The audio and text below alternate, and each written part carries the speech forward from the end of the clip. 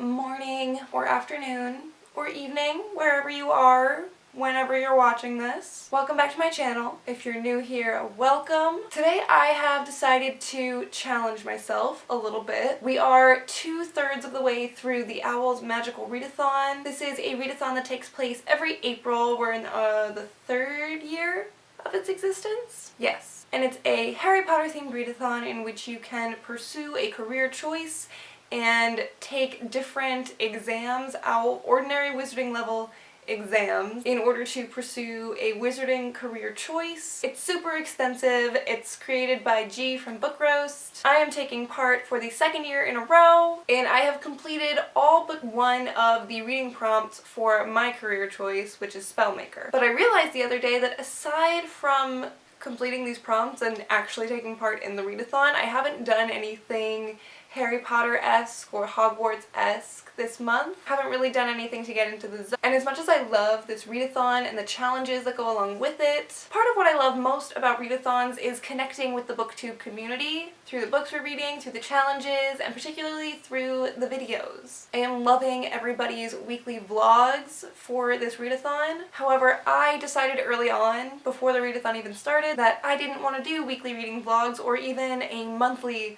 vlog for the readathon because I'm not good at keeping up with it. Instead, I decided to do a wrap-up vlog crossover similar to what I did for the Valentine's readathon in February. But what I did not take into account when I made that decision is that I get really bad FOMO. And I have the worst case of FOMO at the moment, seeing everybody's vlogs. Even though we're all stuck at home and everything is crazy, nobody really knows what's going on at this point, people are still posting these vlogs, getting involved with the magic that is the world of Harry Potter, and I wanted some of that. So I was thinking about all of the things that I could do, all of the ways that I could connect with both the booktube community taking part in the readathon and also with the world of Harry Potter. And it occurred to me that I haven't read the entire series straight through since the Deathly Hallows book was released, which was over 10 years ago. I've read each book individually multiple times, read them in preparation for the release of their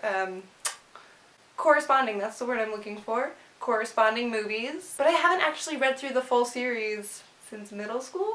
So I'm gonna change that. I do still have one book left that I need to read for my actual magical readathon TBR, so I can't focus the entire rest of the month on rereading the Harry Potter series, but I can focus the next few days on it. It's currently Monday the 20th? Monday, April 20th. It is almost 9 a.m. I do have to go to work. I'm fortunate enough to be working from home, but I still get to listen to audiobooks while I'm working, so I will be listening to Harry Potter and the Sorcerer's Stone this morning, and then hopefully finish that up in time to break into Chamber of Secrets this afternoon. I'll also be reading along physically with the first 5 books. I have physical copies of the first 5 books, so I'll be reading along physically while I'm on my breaks, and then once I get off work. And of course, to really get into the vibe, I will be drinking exclusively out of my free Dobby mug. So I'm gonna get started, and I'll check back in with y'all in a little bit.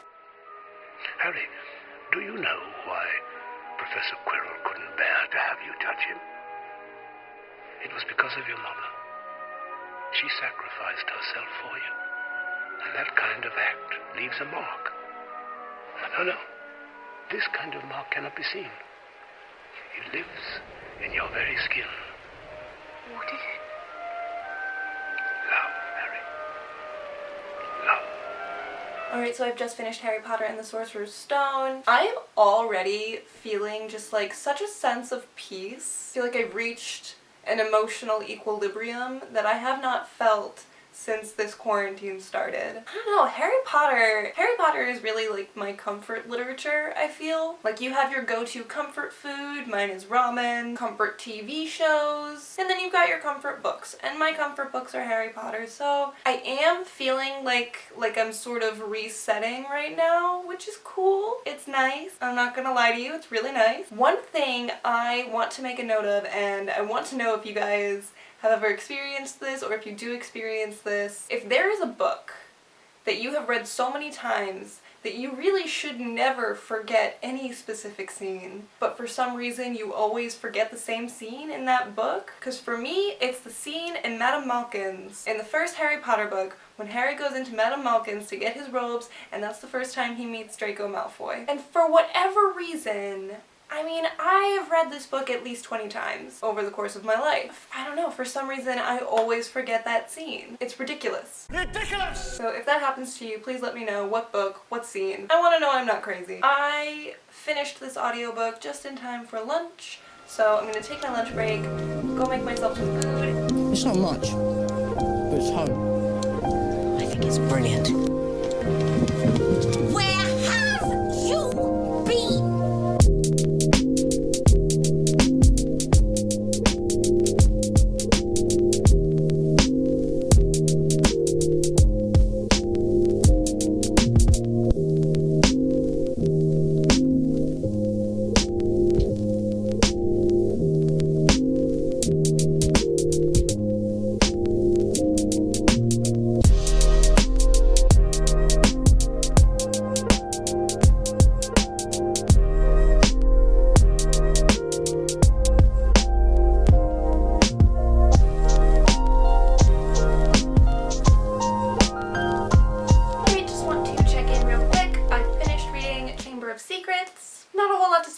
It's never really stood out to me as being something super special, but continuing on reading these books has definitely helped me throughout the day with this whole like balance of equilibrium and emotions.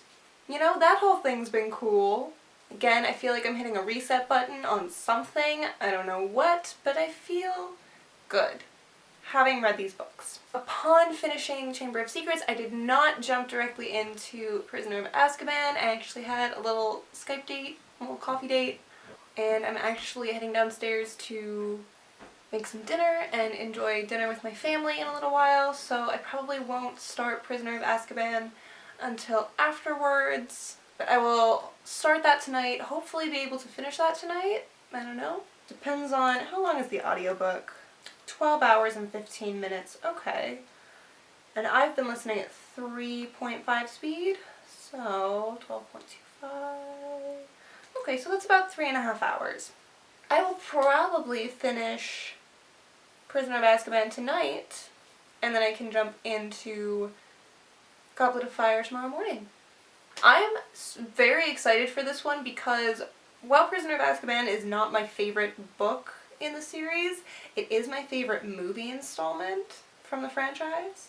I don't know if any of y'all have that experience where your favorite book from the franchise and your favorite movie do not line up with one another. They are not the corresponding book and movie, but that's the deal with me. I haven't read Prisoner of Azkaban in so many years. It's not one of the books that I generally return to when I'm returning to Harry Potter. It's not one of my go-tos, so I haven't read it in a very long time. I am really excited to reread this one. I don't know, maybe I'll watch the movie tonight too. See what happens. I'll let you know.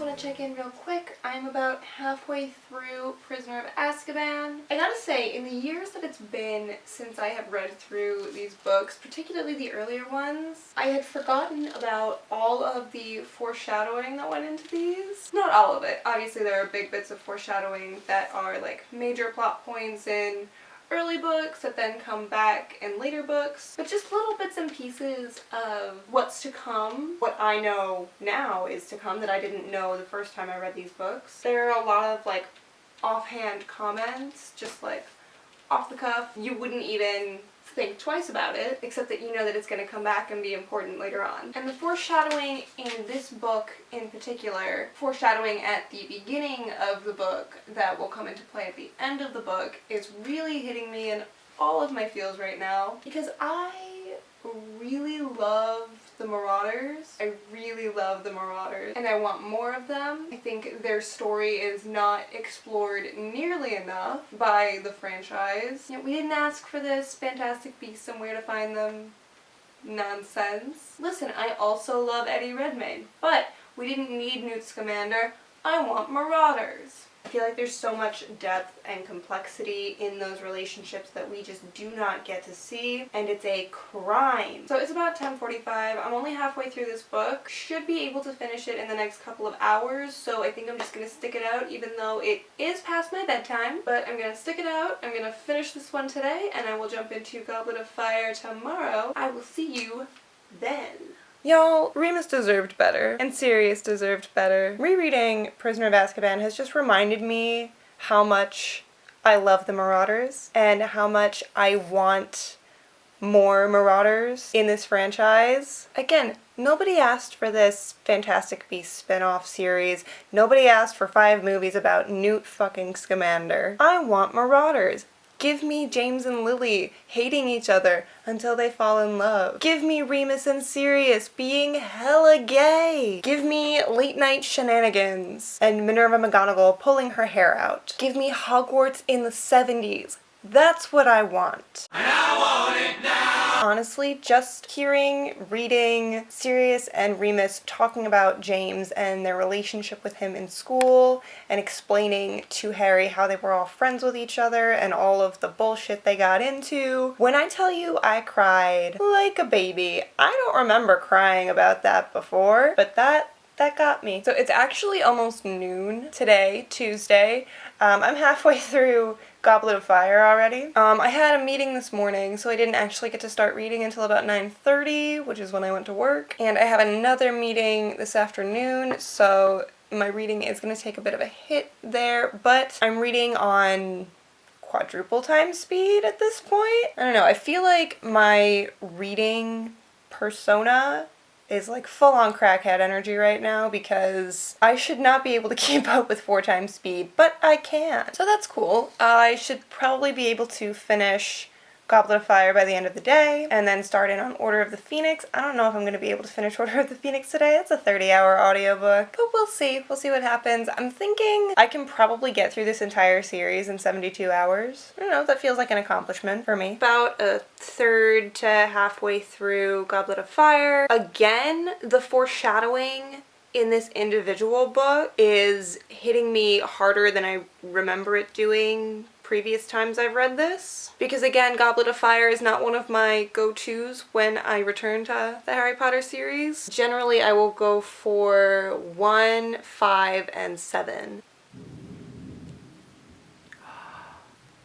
Did y'all hear that? We've had no thunder. They've been telling us we were gonna have thunder for a full week, and we've had nothing but sunshine, and all I want is thunder. Wow, this is a great day. So it's actually my lunch break right now, so I'm gonna get back into Goblet of Fire, make myself some lunch, and enjoy my book and my coffee and my lunch and the thunder. I will check back in a little while. I'll probably check back in when I finish Goblet of Fire.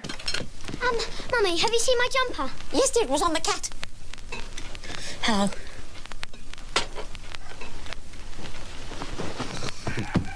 What did I do?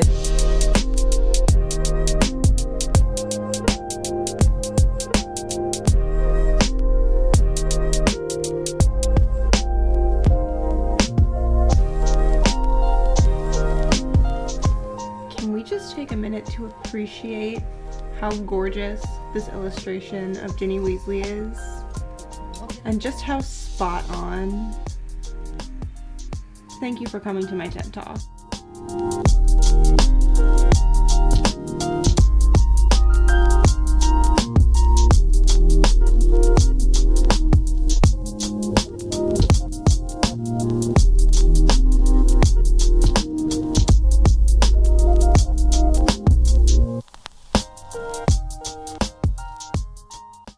So super minimal update. That is not even going to be like a real full update, but I finished reading ooh! Lightning! This is my favorite kind of weather in general, but like particularly for cozying up and reading. This is my absolute favorite, so we're in a good mood today. I don't know if you can hear the rain, but it's really coming down right now. I've just finished Goblet of Fire. I'm diving right into Order of the Phoenix, my super old, super battered, falling apart copy that I love, because she is my favorite book in the series. So I've read this one God knows how many times. Super stoked to get back into it. I have a cup of tea that I've just made, and my sister also made a lemon cake. I kind of have the perfect setup right now, and this rainstorm is just, I find the sound of rain and thunder to be very calming.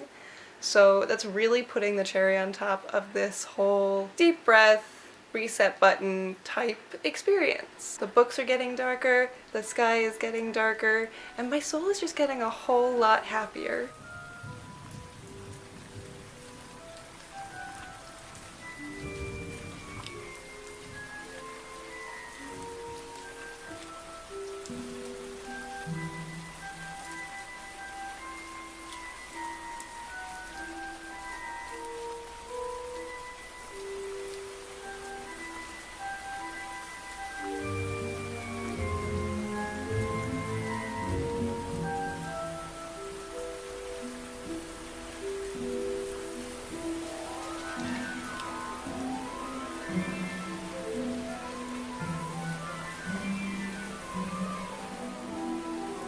Y'all, I am 18 pages in and already crying.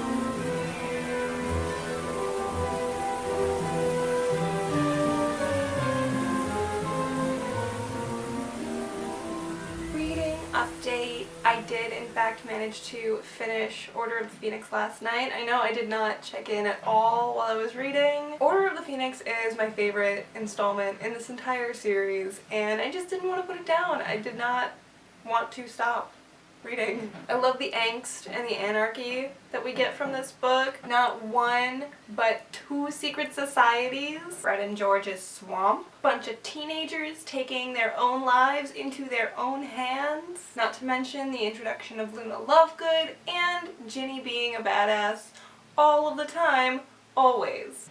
I particularly love the scene at 12 Grimmauld Place at Christmas time after they've all gone to visit Mr. Weasley in St. Mungo's after he's been attacked, and Harry is convinced that he is the one who attacked Mr. Weasley. He is being possessed. He's inside Voldemort's mind. Voldemort's inside his mind. He's convinced that he did it, and he's being really fucking angsty about it. And Ginny, who he's never paid a whole lot of attention to before, basically just slaps some knowledge on him, slaps some wisdom, says, "Shut the hell up. I am the only person you know who has ever been possessed by Voldemort. I know what it's like. I know what I'm talking about. You don't know what you're talking about. Stop being a little bitch." And he does. And it's great. I love the taste in that one scene. I'm now moving on to Half-Blood Prince. I honestly, I remember the major things about this book, but I don't remember the subtleties, I don't remember the details. All I remember is that I was mad when the movie was released. It did not live up to my expectations. So I'm excited to reread this one. Again, it's been several years. I should be able to get through Half-Blood Prince and Deathly Hallows today, so hopefully I'll have this video either tonight or tomorrow. I have to go to work and I have to start reading, so I'll check back in with y'all in a little while.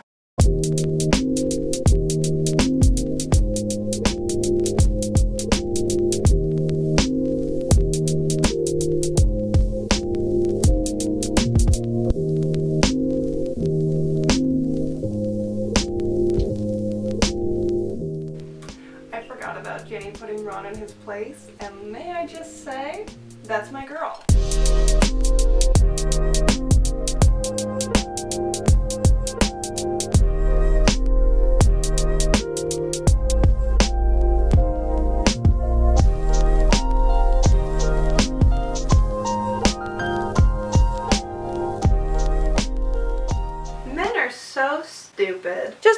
reread of Half-Blood Prince. I don't know, I feel like this particular reread for me was just like an ode to Ginny Weasley. She got done so dirty in those movies. They did her wrong, and I'm pissed about it. Ginny Weasley deserved better. I would love to tell you that I'm jumping right into Deathly Hallows, but I actually have a meeting in 20 minutes, so I think I'll probably throw on some music or like, I don't know, ambiance room or something. Digest what I just read, and then I'll start my next read after my meeting. What's up, you guys? Just want to give you some final updates before I sign off. I did finish Deathly Hallows. I stayed up well past my bedtime, well into the night reading, which is something that I haven't done in a while. I've gotten really good about setting aside time to read every day so that I'm also still able to go to bed at a reasonable hour. But staying up super late to read for the past 3 days, it's kind of nostalgic. It does very much remind me of when these books were first being released and how I would pull them out from the local library and just completely devour them, and I would stay up late every single night reading the Harry Potter books. I know I didn't get any vlog footage while I was reading Deathly Hallows. That is in part because I was listening to the audiobook. I don't have a physical copy, so I was just curled up in my bed listening to this audiobook in the dark, crying, because it is very emotional getting attached to these characters that I've grown up with, and now rereading this whole series, I am just falling in love with them all over again. And so everything that goes down in this final book and brings it all to a close, yeah, it's emotional. That being said, having finished this series again, I do feel refreshed and renewed and like a new sense of calm, center of balance, emotionally anyway. I feel like this was definitely something that I needed right now, so I'm glad that I did it. And I think this is gonna be something that I do going forward a lot more often, just rereading the entire series straight through from start to finish. I don't know, maybe it's the nostalgia or the characters or the stories themselves, I don't know what it is, or even just the methodical nature of rereading something that I have known longer than most of the people in my life. Yeah, I feel relaxed, which is new and exciting for me. Anyway, I hope you've enjoyed this video. If you did, feel free to give it a thumbs up and hit that there subscribe button. Don't forget to ring the little bell so that you can get notified every time I post a new video. I love you guys so much, and as always, I want to hear what you have to say, so feel free to chat to me in the comments down below, or you can reach out to me on social media. All of my links are in the description, and I will catch y'all on the flip side. Peace out and stay safe.